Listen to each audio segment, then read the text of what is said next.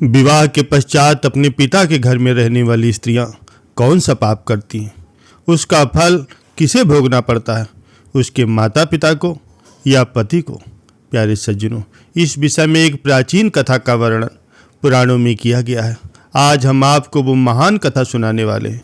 एक समय की बात है, देवर्षि नारद जी यमराज से मिलने के लिए जा रहे होते हैं, तो उन्हें यम के मार्ग में स्थित नरकों में अनेक स्त्रियां यातनाएं भोगती हुई दिखाई पड़ती हैं, जिन्हें देख करके देवऋषि को बड़ा विस्मय होता है। उन स्त्रियों का अंग अंग जल रहा होता है और वे जोर जोर से चित्कार कर रही होती कि हाय, हमने अपने पिता के घर में रह करके घोर पाप किया, अब हमें इस पाप से मुक्ति कैसे मिलेगी? उनका करुण विलाप सुन करके नारद जी यमराज के पास गए। नारद जी को देखकर यमराज उनका स्वागत करते हुए कहते हैं कि हे देवऋषि, यमपुरी में आपका स्वागत है।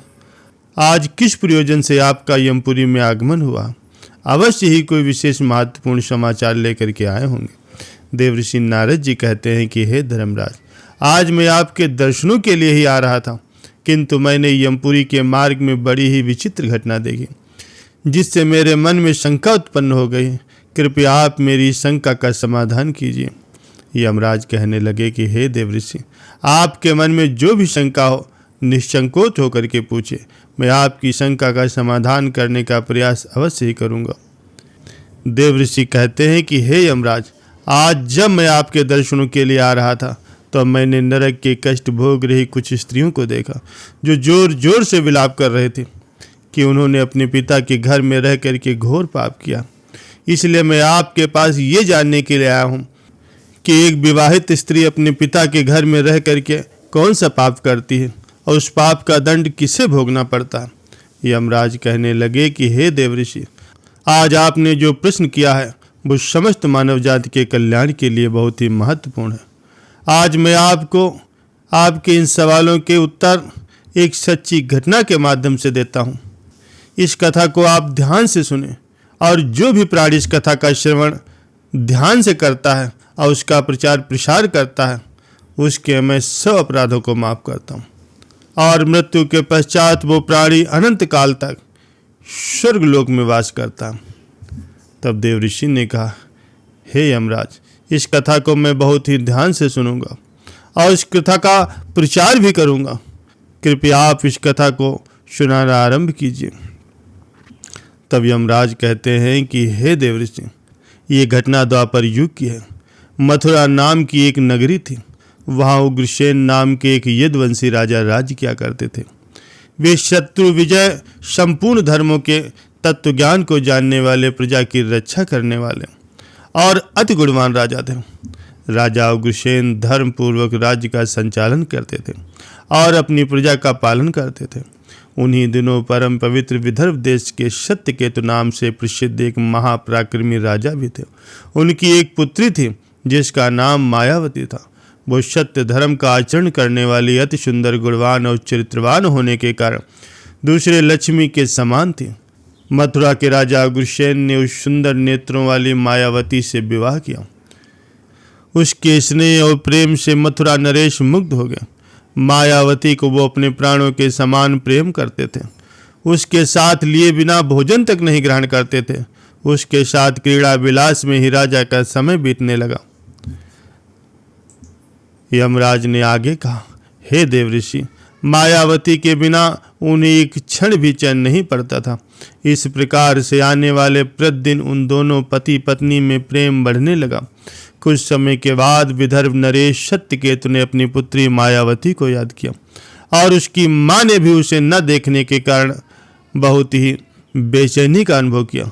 फिर एक दिन उन्होंने अपनी बेटी के हाल चाल को जानने के लिए मथुरा नरेश उग्रसेन के पास अपने दूत को भेजा।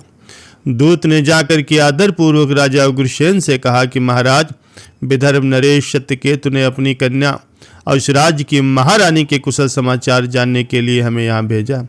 आपको हमारा सादर प्रणाम है। अगर उनका प्रेम और स्नेहपूर्ण अनुरोध आपको स्वीकार हो तो राजकुमारी मायावती को उनके यहाँ भेजने की व्यवस्था कीजिए। वह अपनी पुत्री को देखना चाहते हैं।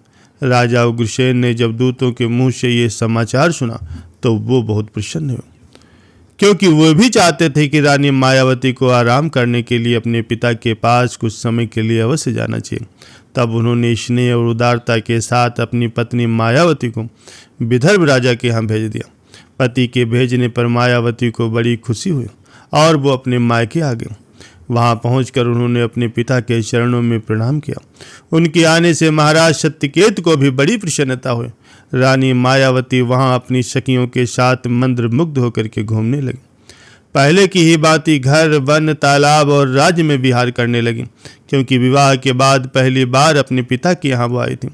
यहाँ आकर के वो फिर से बालिका बन गई। फिर कुछ दिन बीतने के बाद वो भूल गई कि उनका विवाह हो चुका। उनके बर्ताव में अब लज्जा या संकोच का भाव नहीं रहा।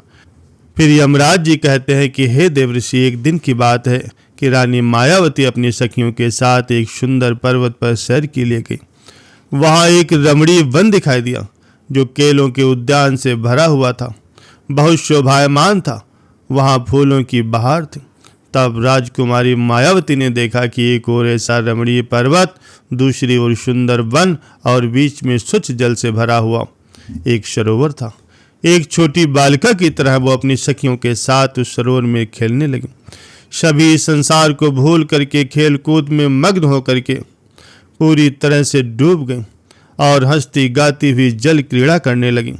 उसी समय कुबेर का एक सेवक गोभिल नाम का एक दैत्य दिव्य विमान में बैठ कर के आकाश मार्ग से कहीं जा रहा था। तब उसी समय तालाब के ऊपर से उसकी दृष्टि मनमोहक सुंदर विदर्भ की राजकुमारी मायावती पर पड़ी, जो कि निर्भय होकर के स्नान कर रही थी। गोभिल के पास देवी शक्ति होने के कारण उसने निश्चित रूप से जान लिया कि ये विदर्भ नरेश की कन्या और महाराज उग्रसेन की प्यारी पत्नी है। तब वो मन ही मन कहने लगा, ये तो पतिव्रता होने के कारण आत्मबल से सुरक्षित है। किसी भी पुरुष के लिए उसे प्राप्त करना अत्यंत कठिन है। उग्रसेन अत्यंत ही महामूर्ख है जो उसने ऐसी सुंदर पत्नी को मायके भेज दिया। ये पतिव्रता नारी पराये पुरुष के लिए दुर्लभ है और इधर कामदेव मुझे अत्यंत ही पीड़ा दे रहे। मैं किस प्रकार से इसके निकट जाऊं और कैसे इसका उपभोग करूं? यमराज जी कहते हैं कि हे देवऋषि, राजकुमारी मायावती की सुंदरता पर मोहित होकर के वो दानव गहरी सोच में पड़ गया और फिर उसने अपने लिए एक उपाय सोच निकाला। फिर वो दानव गोभिल में महाराज उग्रसेन का माया रूप धारण कर लिया और वही अंग, वैसे ही वस्त्र, उसी तरह का भेष और वही अवस्था पूर्ण रूप से राजा उग्रसेन सा होकर के वो पर्वत के शिखर से नीचे उतरा और फिर अशोक वृक्ष की छाया में शिला के ऊपर बैठ करके उसने मधुर स्वर से संगीत सुरों को छेड़ दिया। वो गीत संपूर्ण विश्व को मोहित करने वाला था। ताल, लय और उत्तम स्वर से युक्त उस मधुर गीत को सखियों के मध्य में बैठी हुई सुंदरी मायावती ने भी सुना तो वो सोचने लगी कि ऐसा मनमोहक कौन गायक ये गीत गा रहा। राजकुमारी मायावती के मन में उसे देखने की तीव्र इच्छा हुई। यमराज कहने लगे कि हे देवऋषि, वो वास्तव में जो राजा के भेष में दिखाई पड़ रहा था वो नीच दानव गोभिल ही था।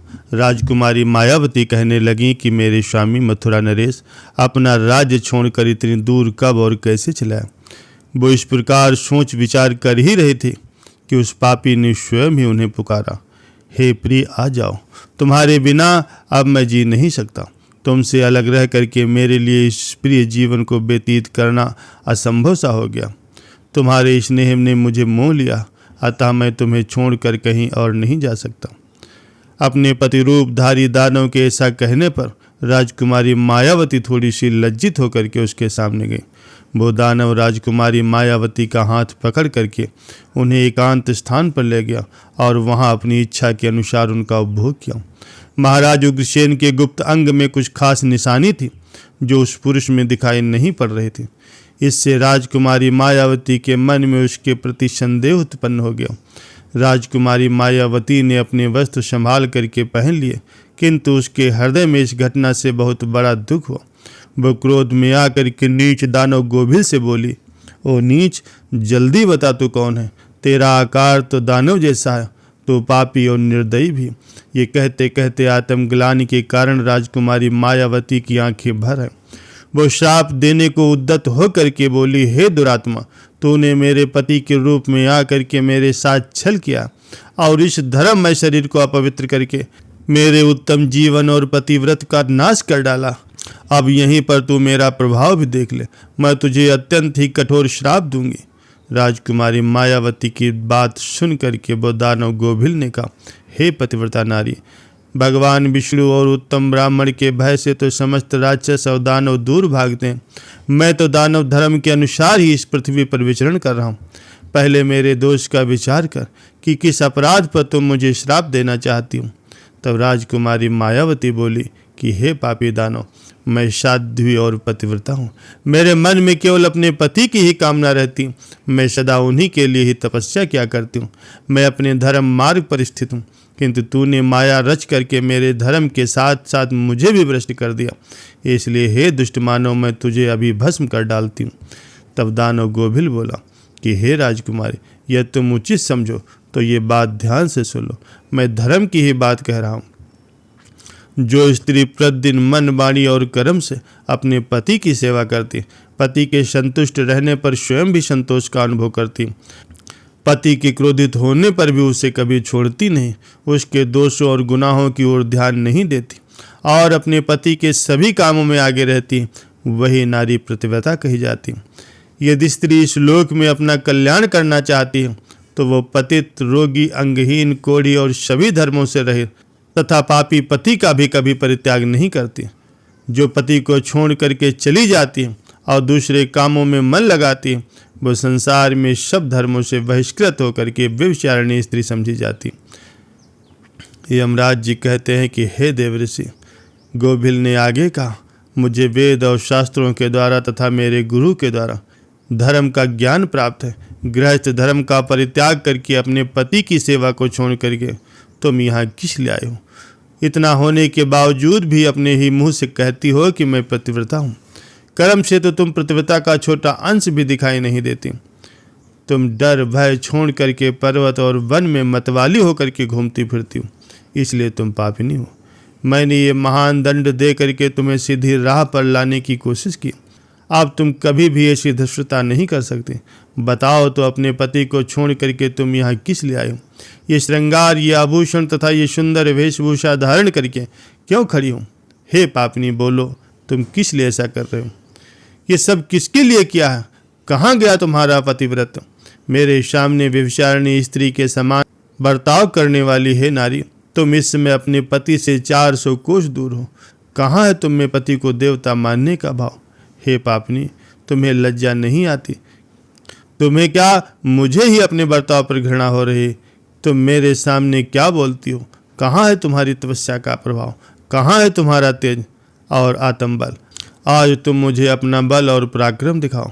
तब राजकुमारी मायावती कहने लगी, ओ नीच असुर, सुन, मेरे पिता ने स्नेहवश मुझे अपने पति के घर से बुलाया, इसमें पाप कहाँ?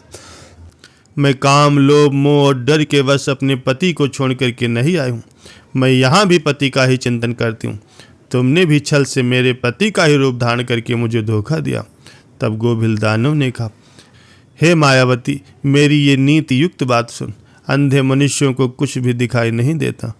तुम धर्म रूपी नेत्रों से हीन हो, फिर कैसे मुझे पहचान पाती? तुम्हें ये ज्ञात था कि तुम्हारा पति इतनी दूर कभी नहीं आ सकता, फिर भी तुमने मेरे साथ संबंध बना। जिस समय तुम्हारे मन में अपने पिता के घर आने का भाव उत्पन्न हुआ था, उसी समय तुम पति की भावना को छोड़ करके उसके ध्यान से मुक्त हो गई थी। पति का निरंतर चिंतन करना ही नारियों का धर्म होता, और जब वही नष्ट हो गया तो क्यों स्वयं को पतिव्रता कहती हूँ? यमराज जी आगे कहने लगे कि हे देवऋषि, दानव गोभिल कहने लगा कि जब तुम्हारे हृदय की आँख ही फूट गए, तब ज्ञान नेत्र से हीन होने पर तुम मुझे कैसे पहचान पाती? दानव गोभिल की बात सुन करके राजकुमारी मायावती जमीन पर बैठ गए। उसके हृदय में बड़ा दुख हो रहा था। तब दानव गोभिल ने कहा, हे राजकुमारी, मैंने तुम्हारे उदर में जो अपने वीर की स्थापना की, उससे 3 लोगों को त्रास पहुंचाने वाला एक पुत्र उत्पन्न होगा। ऐसा कह करके वो दानव गोभिल वहां से चला गया। यमराज ने कहा, हे देवऋषि, गोभिल एक ज्ञानी दानव था, किंतु वो बड़ा ही दुराचारी और पापात्मा था। उसके चले जाने पर राजकुमारी मायावती अत्यंत दुखी होकर के रोने लगी। उसके रोने की आवाज़ सुन करके सखियाँ उसके पास दौड़ आई और पूछने लगीं कि हे राजकुमारी, आप क्यों रोती हो? मथुरा नरेश महाराज उग्रसेन कहाँ गए? राजकुमारी मायावती ने अत्यंत दुख से रोते रोते अपने चले जाने की सारी बात उन्हें बता दी। फिर सभी सखियां उसके पिता के घर में उसे ले आए। उस समय वो शोक से कतराती हुई थर थर काँप रही थी। सखियों ने राजकुमारी मायावती की माता के सामने सारी घटना सुना दी। उसे सुनते ही महारानी अपने पति के महल में गई और उनसे कन्या का सारा वृत्तांत कह सुनाया, जिसे सुनकर के महाराज सत्यकेत को भी बड़ा दुख हो। उन्होंने सवारी और वस्त्र आदि को दे करके कुछ लोगों के साथ पुत्री को वापस मथुरा उसके पति के घर भेज दिया। राजा उग्रसेन मायावती को आया देखकर बहुत प्रसन्न हुए। वो रानी से बार बार कहने लगे कि हे प्रिय, मैं तुम्हारे बिना जीवन व्यतीत नहीं कर सकता था। अच्छा हुआ तुम शीघ्र ही लौट आए। हे मायावती, तुम अपने गुणशील, भक्ति और पतिव्रत आदि सद्गुणों से मुझे अत्यंत ही प्रिय लगती हो। अपनी प्रिय पत्नी मायावती से ऐसा कह करके महाराज उग्रसेन उसके साथ विहार करने लगे। सभी लोगों को भयभीत करने वाला उसका भयंकर गर्व दिन प्रतिदिन बढ़ने लगा, किंतु उस गर्व का कारण केवल मायावती ही जानती थी। अपने उदर में बढ़ते हुए उस गर्व के बारे में मायावती को दिन रात चिंता रहने लगी। 10 वर्ष तक वो गर्व बढ़ता ही गया। तत्पश्चात उसका जन्म हुआ। यमराज कहते हैं कि हे देवऋषि, वो अति तेजस्वी महाबली दुराचारी अपनी प्रजा को कष्ट देने वाला कंस था, जिसके भय से तीनों लोकों के निवासी थर थर कांपते थे। उसके बाद भगवान श्री कृष्ण के हाथों उसका अंत हो, तब जाकर के उसको मोक्ष की प्राप्ति हुई। देवऋषि नारद ने कहा, हे प्रभु, ऐसी घटनाएं क्या भविष्य में घटने वाली भी हैं? तब यमराज ने कहा, हे देवऋषि, मैं आपसे जो कुछ भी कह रहा हूँ वो समस्त पुराणों का निश्चित मत है। इस प्रकार अपने पिता के घर में रहने वाली कन्या बिगड़ जाती, अतः पिता को कन्या को अपने घर में रहने का मोह नहीं करना चाहिए। यमराज ने कहा, हे देवऋषि, अब मैं आपको एक कुमारी कन्या के विषय में कुछ महत्वपूर्ण बातें बताता हूँ। आप लोग ध्यान से सुनो।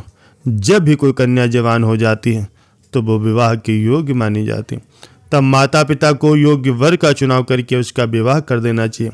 उसे कभी भी लंबे समय तक अपने घर में नहीं रखना चाहिए। पति के घर में ही उसका पालन पोषण होना उचित होता। वहाँ रह करके वो भक्ति पूर्वक जो उत्तम गुण सीखती है और अपने पति की सेवा करती है, उसके कुल की कीर्ति बढ़ाती है और पिता भी सुखपूर्वक अपने जीवन को व्यतीत करता। ससुराल में रह करके यदि वो पाप करती है तो उसका फल उसके पति को भोगना पड़ता है। वहाँ सदाचार पूर्वक रहने से वो सदा ही पुत्र पौत्रों के साथ अपने वंश की वृद्धि को प्राप्त होती है। कन्या के उत्तम गुणों से पिता की कीर्ति बढ़ती है और दोनों ही कुलों के पितृगण भी संतुष्ट होकर के उन्हें आशीर्वाद देते हैं। यमराज ने आगे कहा, अपने दामाद के साथ भी कन्या को अपने घर में कभी नहीं रखना चाहिए।